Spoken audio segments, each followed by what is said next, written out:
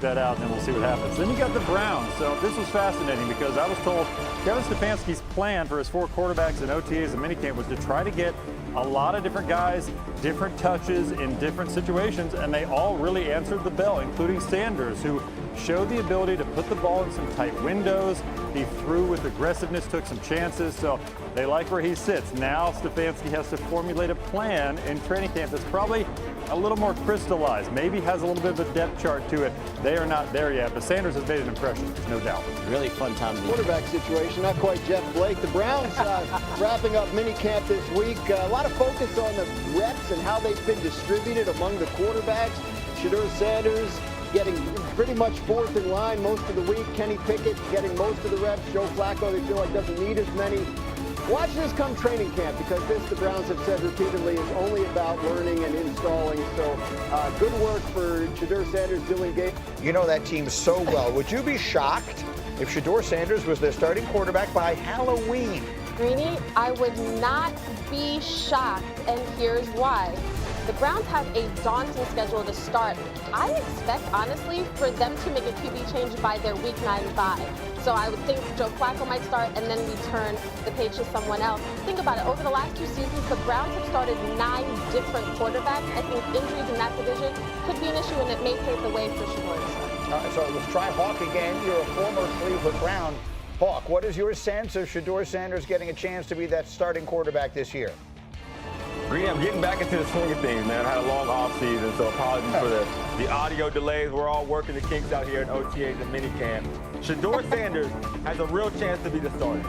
And the reason being, there isn't anything going on with the Browns offseason as it pertains to quarterbacks that is super sexy. You know what you get in Joe Flacco. You hope that Kenny Pickett grabs the reins. I don't think Kenny Pickett has done that thus far. So it comes down to Dylan Gabriel and Shedeur Sanders. Shedeur's not going to wow you when you see him throw it or his athletic ability. When the pads get on and you watch him go through his process, he looks like a vet compared to what you typically see out of a rookie. So I suspect that as mini camps go on and once you get into training camp, you're going to start to see real questions of, is Shedeur Sanders the best option at quarterback for the Cleveland Browns? I completely agree. I've been saying it for a while. You just saw the schedule to start the season. It's very tough. Last of the draft, what is your sense right now of Shedeur Sanders in Cleveland? Is the chatter real? And that's my question. And can you make Cleveland and Andrew Berry, the GM, and Kevin Stefanski, the head coach, say, why not? We've heard a lot of reports from a lot of different people, and man, Shedeur looks really good at this OTA or really good at that OTA, or he's commanding the offense. And now you're going into minicamp. Can Shedeur continue that positive chatter, if it's real, and get that organization to sit back and say, you know what, why not? Why not see what he has this year? Because either you figure out who your starter is moving forward, or you weaponize those 2 first-round picks in Cleveland for the 26th draft. Well, so look, I agree with you. You have to figure out if you don't have your quarterback of the future on the roster this season, which means that even if Joe Flacco starts the year, unless they stun the world and are winning a lot of games, you've got to make sure you know what you have in Dylan Gabriel, who you drafted, and Shedeur Sanders, and maybe to some degree Kenny Pickett. That has to be the plan in Cleveland, right? The league spoke when he wasn't taken in the first round, but I don't think anybody expected him to go in the 5th round. That felt very personal to Shedeur. That said, I'm told that he came into mini camps, and I spoke to people this weekend, and was as good a young third-day pick you could imagine in how he handled himself. Now, you're asking him to find a way to not only get on this roster, which he will, but to then be able to get reps in training camp and then win the job. That's asking a lot. However, you're asking a quarterback room that doesn't have that. There is no Jared Goff or Matthew Stafford in there. It is wide open if you're thinking the best man can win. He might have the most skills. It's just really hard as a day 3 pick to do that in June. He's going to have to do it in August. You know, and listen, I'm wrong so often that I'm allowed to point out when I was right. The week after the draft, I said, just watch. The stories coming out of there are going to be, oh, Browns pleasantly surprised with what they see from Shedeur. They have every reason in the world to want this to work. He has a 5 next to his name as a 5th-round pick, but he was at worst a 2nd-round talent. There's every reason in the world where they could come out of this looking like the same geniuses that San Francisco looks like for taking Brock Purdy, where they did. There's nothing but upside for Cleveland in this. Absolutely. And listen, if I'm the Cleveland Browns, I know what Joe Flacco is. Right. I pretty much know what Kenny Pickett is. He's been on like 3 teams in 3 years. I need to know what these other guys are. But he was drafted behind Dylan Gabriel for a reason by the organization. So, listen, he's got to be methodical in trying to get up, trying to get up there and earn some playing time with the Cleveland Browns. I think June does matter. I know it's August, he has to go do it.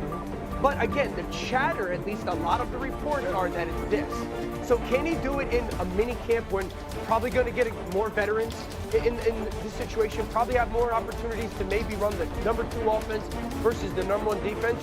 So all you're trying to do is get yourself into that setting where you force the conversation to be had around a table like this, being like, hey, how do we want to change the way we were going to go about this in August? Do we want to give him more reps in a preseason game 1 with our starters? I've been waiting for several weeks now to get you back in here so I can ask you this question.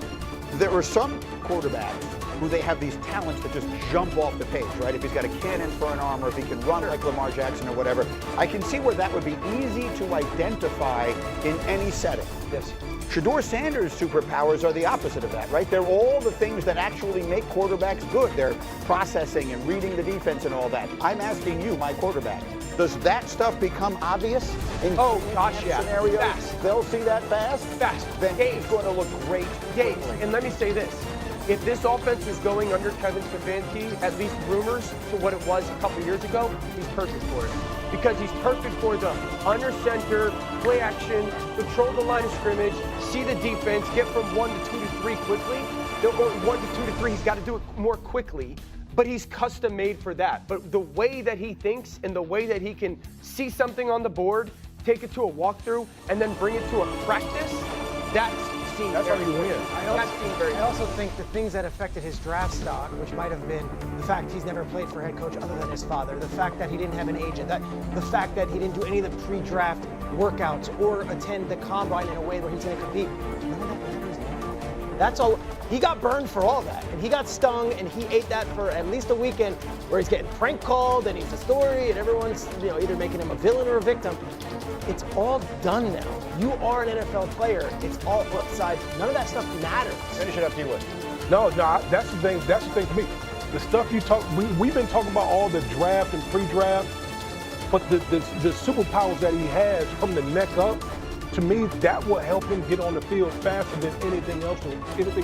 He has to force that organization to play him because he's so impressive. And it will start this week, and then it will start for them to say, let's give him reps versus our number 1 defense in training camp and see how he does. I totally understand why you say that, because he's a 5th-round pick, but the circumstances in his case are so unique, I actually think they should want it to. Oh, I've been very adamant. If I was Cleveland, Dylan Gabriel, Shedeur Sanders would be my starting quarterback. One or the other. Day one. Yeah, I mean, Day one. Maybe day one, and if not, then pretty soon. Yes. Let Flacco, get beat up a little bit early by that schedule. No disrespect, Joe.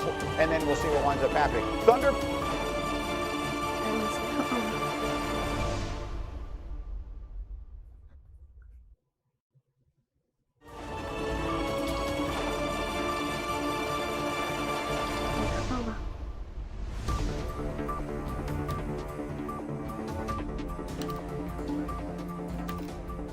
Lại thì nhắc và vẫn hơi bị lệch ấy.